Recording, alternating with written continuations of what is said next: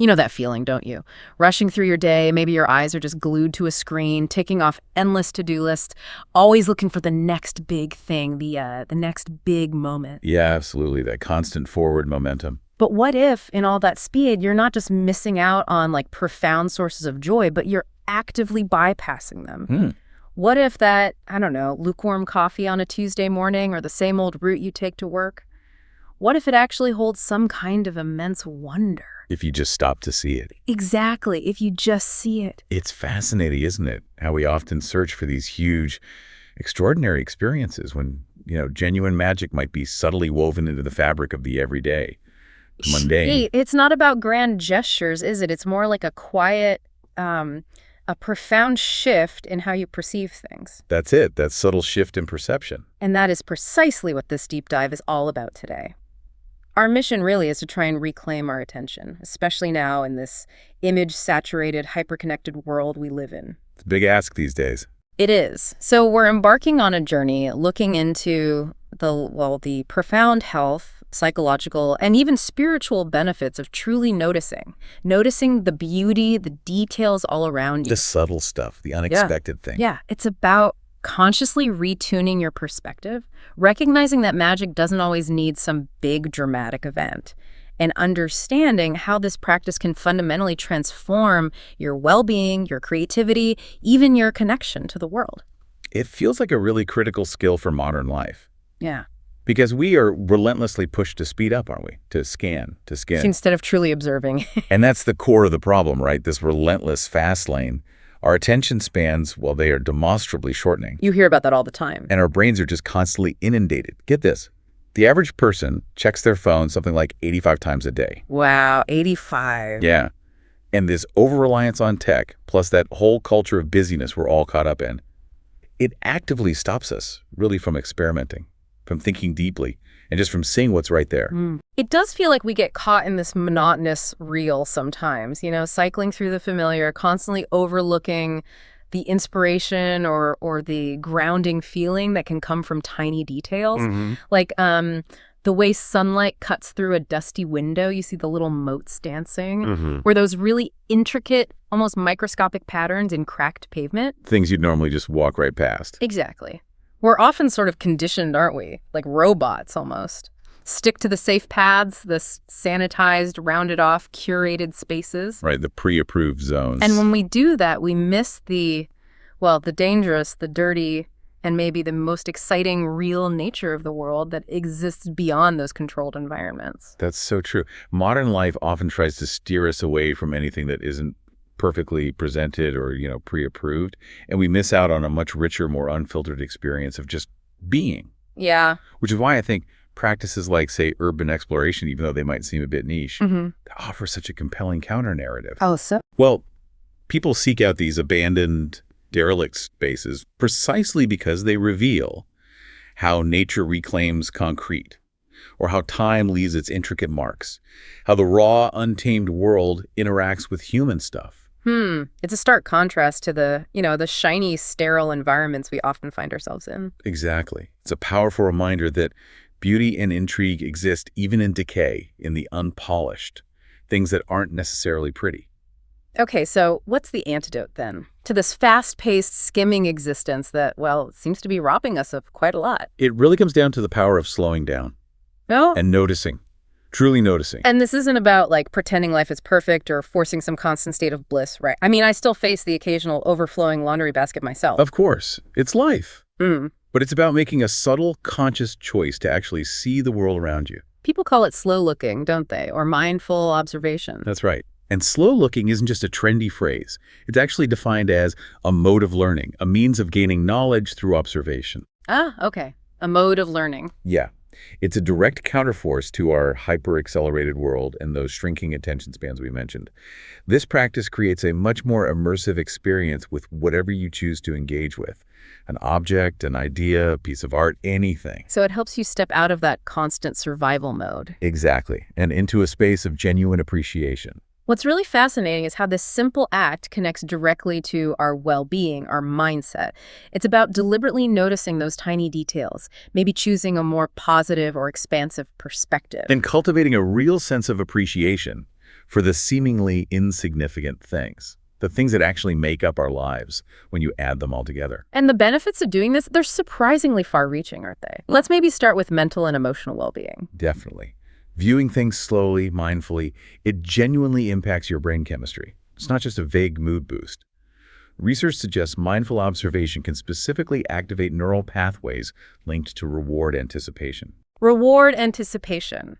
So like finding things becomes genuinely rewarding. Precisely. It's like a minigame your brain plays with itself, making everyday discoveries actually feel pleasurable. And this helps us disconnect from that constant digital buzz, really engage our senses and retrain our ability to sustain attention.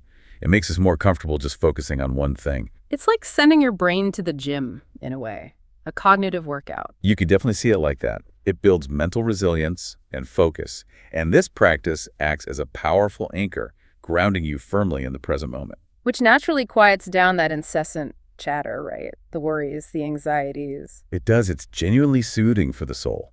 A really welcome break from that relentless pressure to always be busy, always be efficient. Exactly. And the research backs this up, doesn't it? I think I read something about mindful walking. Oh, absolutely. Yeah. Research specifically on mindful walking has shown it can promote what psychologists call upward spirals of positive mood.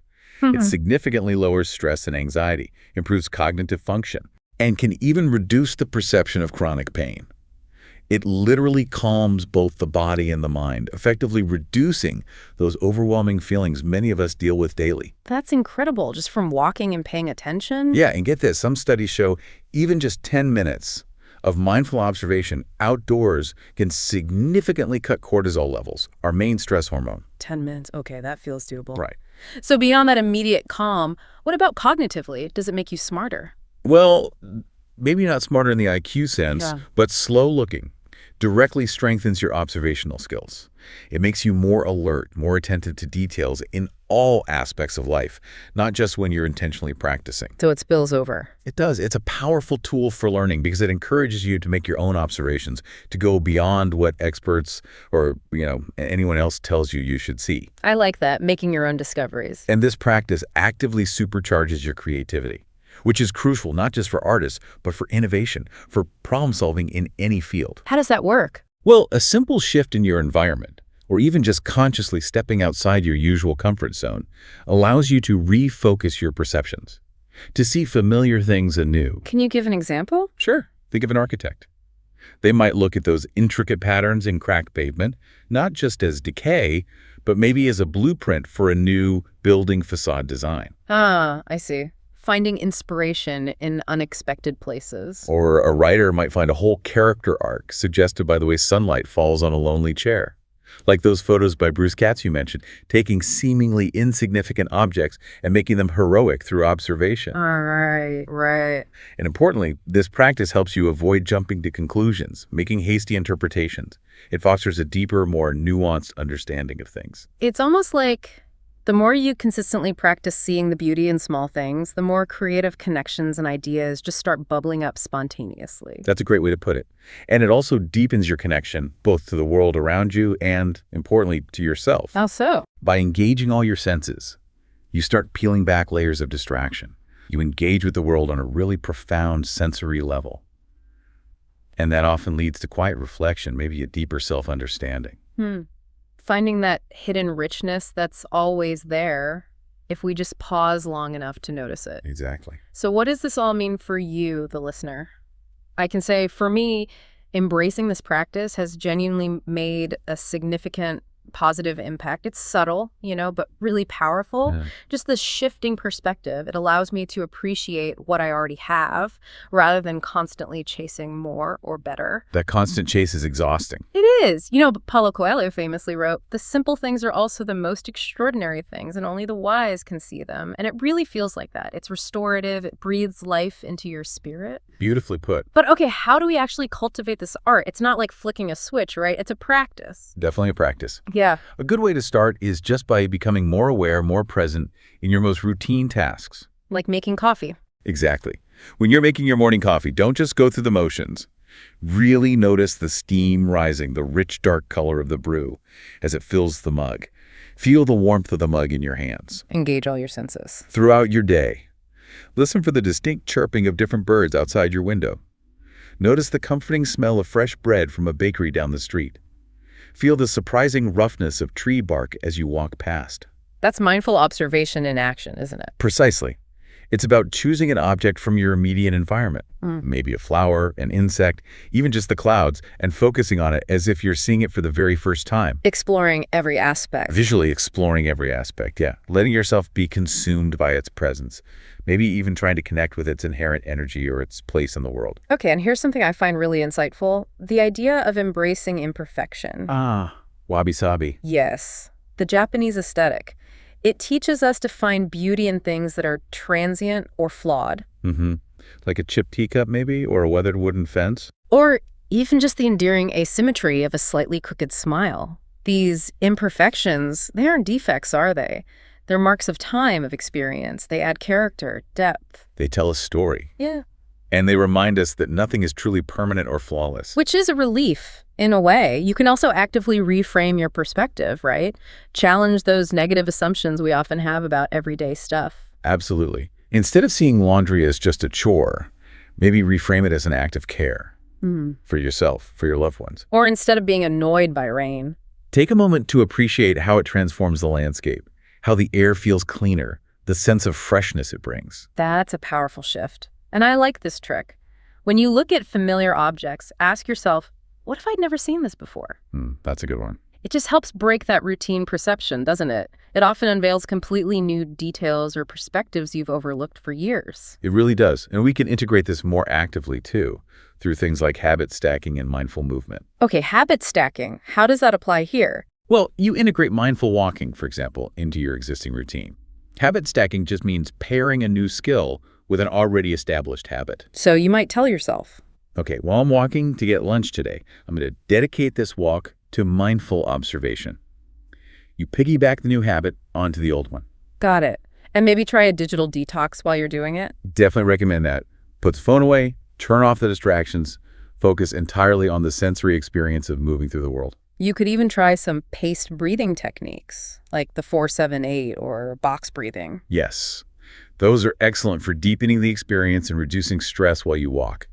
It enhances your connection to both your body and your surroundings simultaneously. Okay, 2 more things. Gratitude and expression. Crucial. Keep a gratitude journal, perhaps. Make a conscious effort to notice and appreciate the small things, the warmth of your bed on a cold morning, a kind word from a friend. These aren't just polite nods, are they? They're active choices to acknowledge the positive. Exactly. And use creative outlets. Writing, sketching, photography, even just making mental notes to capture the beauty or interesting details you discover. Why does capturing it help? Because that act of documenting, even just in your mind, it solidifies your observations. It deepens your appreciation. It helps you revisit those moments of unexpected joy later on. Makes sense. So this deep dive, it's really shown us that joy. It isn't only found in grand ambitions or dramatic, life-altering events, is it? No, often it whispers quietly in the everyday. Yeah. It's about training our vision, really, to see the extraordinary within the ordinary, to recognize the unique beauty that surrounds us, even in the simplest moments. But it requires slowing down. It requires a conscious shift in focus, a deliberate choice to truly see. The beauty is always there, isn't it? Just waiting for you, the listener, to discover it. It's an ongoing practice, though. A journey of continuous discovery that subtly but profoundly enriches your life. And the more you cultivate this way of seeing, the richer and more fulfilling your life will undoubtedly become. So we'll leave you with this provocative thought. What small, seemingly insignificant detail will you choose to truly see and appreciate today? What moment of unexpected joy might you unlock? A great question to carry with you. Until our next deep dive, keep your eyes, your mind, and your heart wide open to the wonders of life.